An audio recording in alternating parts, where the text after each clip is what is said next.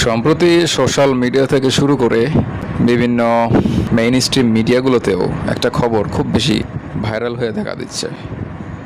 Scroll করলেই খবরটা পাওয়া যাচ্ছে, যেটা হচ্ছে যে সিসি বেঁধে মোটরসাইকেলের ওপর 2000 থেকে 10,000 টাকা পর্যন্ত কর আরোপ।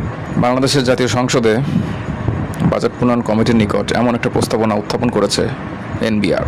ব্যাপারটা হচ্ছে কত বড় ইরেশনাল, ইরেসপন্সিবল এবং ইটিওটিক হলে একটা কমন কমিউনিটির ওপর বারবার এই করের বোঝা চাপিয়ে দেওয়া যায়।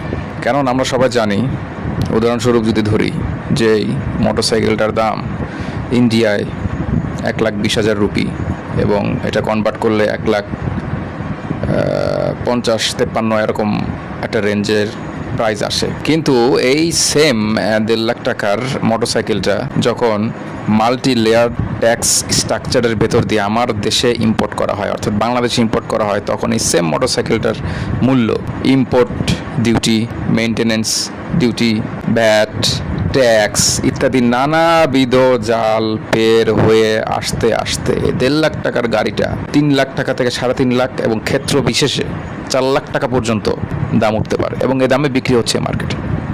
নট অনলি দ্যাট, আপনি যখন বাইক কেনার পর থেকে বিআরটি এর রেজিস্ট্রেশন ফি থেকে শুরু করে প্রতি বছর যে ট্যাক্স টোকেন ফি আমরা দিই 2 বছর অন্তর অন্তর, আপনি চাইলে এটা 10 বছরে একবারও করতে পারেন, কিন্তু নর্মালি বেশিরভাগ বাইকাররা এটা 2 বছর পর পর মেহনত করে।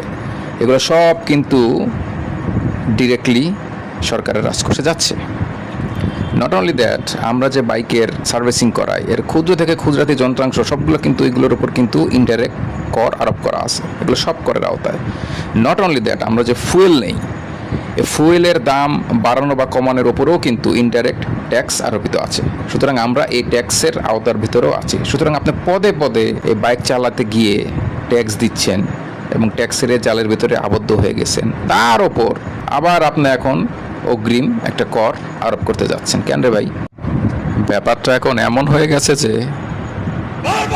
এক্স্যাক্টলি, মানে শুরু থেকেই তো বাইকার কমিউনিটিকে অলরেডি সাক করে টাকা নেওয়া শুরু হয়ে গেছে।